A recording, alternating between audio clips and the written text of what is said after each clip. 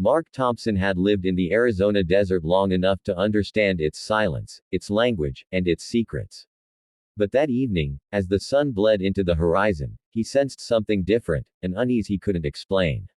The faint sound behind the fallen mesquite tree didn't belong to the usual desert creatures. It was softer, human, and desperate.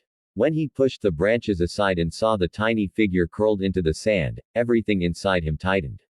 The boy looked half alive, as if the desert had tried to swallow him whole. Mark didn't think, he simply acted. He scooped the child into his arms, feeling how weightless he was, how his bones pressed through his thin clothing. The boy flinched at Mark's touch, but he was too weak to resist. Back at the cabin, Mark placed him near the small wood-burning stove, wrapped him in blankets, and heated broth on the stove. The child stared at him with wide, haunted eyes, as if unsure whether Mark was a rescuer or another danger.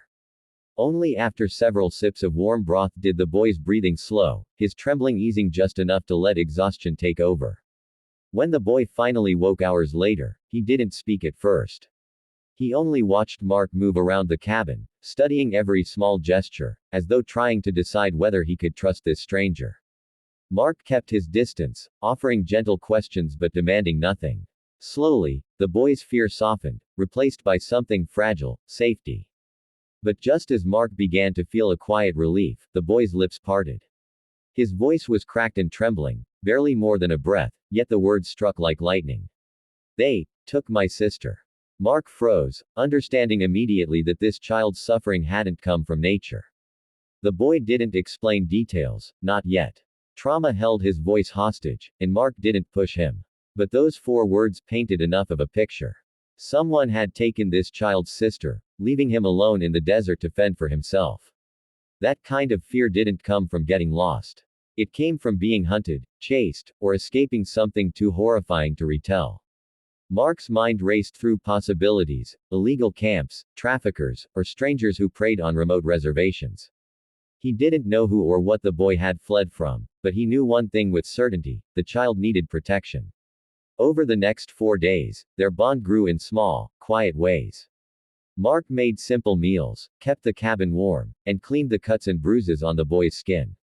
The child followed him around, never more than a few steps behind, like a frightened shadow afraid of disappearing again. Sometimes he cried in his sleep, calling out in Apache words Mark couldn't understand.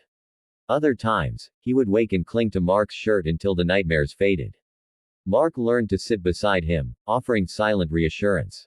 The boy may not have spoken much, but his eyes told stories of fear, loss, and a desperate longing to be reunited with his sister. By the 4th morning, just as the sky shifted from deep purple to pale gold, the cabin felt unusually quiet. A stillness settled over the desert, a kind Mark hadn't felt before. He sensed a change coming, something heavy. And then, without warning, a loud, firm knock rattled the wooden door. The boy flinched, eyes widening with terror. Mark stood slowly, instinctively stepping between the child and the door. When he opened it, his breath caught. 3 Apache women stood outside, their faces carved with fear, hope, and a fierce determination. In that moment, Mark understood. The quiet days were over. Something much larger had arrived at his doorstep. Mark stood frozen in the doorway, the cool morning air brushing past him while the 3 Apache women remained perfectly still. Their expressions carried generations of resilience and sorrow. The eldest woman's eyes glistened, not with fear, but with something deeper, an urgency that seemed carved into her bones. Behind Mark, the little boy clung to the edge of the doorway, peeking out with wide, trembling eyes. The moment the women saw him, their breath hitched. One of them covered her mouth, fighting back a sob. It was clear this reunion had been prayed for, feared for, and desperately awaited. Mark stepped aside gently, allowing the women into the cabin. The boy hesitated, caught between fear and recognition. But when the middle-aged woman knelt and whispered something soft in Apache, his body crumpled. He ran into her arms, burying his face in her clothing, shaking with silent sobs. Mark watched the scene with a lump in his throat.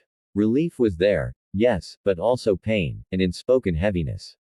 The eldest woman touched the boy's back tenderly, as if confirming with her own hands that he was real, alive, safe. Tears slipped down her cheeks even as her voice remained steady. Once the child calmed, the eldest woman turned to Mark. She thanked him with a quiet dignity that felt more powerful than any grand gesture. Her words carried the weight of a mother, a leader, someone whose community had suffered too many losses. Mark nodded humbly, but confusion lingered in his eyes. He needed answers. What had happened to the boy? Where was his sister? And who were they running from? The women exchanged solemn glances, silently debating how much to reveal. Finally, the eldest exhaled deeply, as if preparing to open wounds that hadn't yet healed. She explained that several children from their reservation had gone missing over the past months. Some returned, traumatized and silent. Others did not return at all. They had searched tirelessly, fearing history was repeating itself, outsiders exploiting their isolation, targeting those least protected. The boy and his sister had vanished 3 nights earlier, taken from a remote area near a dry riverbed. Only the boy managed to escape. He ran into the desert, terrified and disoriented, surviving solely on instinct and desperation. Mark felt the truth slam into him. This was not a simple rescue. It was part of something far darker, something cruel. The women revealed that they had tracked footprints across miles of harsh terrain, following signs only they could read. Every clue led them closer, yet they found no trace of the girl. The boy was their only hope, the only one who knew what had happened. But he hadn't spoken since the night of the abduction. Trauma had locked his memories away. The women hoped that now, in safety, surrounded by familiar faces, he might remember something, anything, that could help them find her. Mark felt a surge of protectiveness. He realized he wasn't just a witness anymore. The moment he lifted that boy into his arms, he'd become part of their fight. When the women asked if Mark would help them, he didn't hesitate. He knew the desert better than most people around here, its canyons, its abandoned trails, its hidden dangers. The boy looked up at him then, eyes pleading, as if sensing that Mark's presence offered strength. Something inside Mark shifted, a resolve settling into place. This was bigger than fear, bigger than hesitation. It was about saving a child who still had a chance, restoring a piece of a community that had suffered too long. And as the sun climbed higher, casting long shadows across the land, Mark understood one thing with absolute clarity: the real journey was just beginning.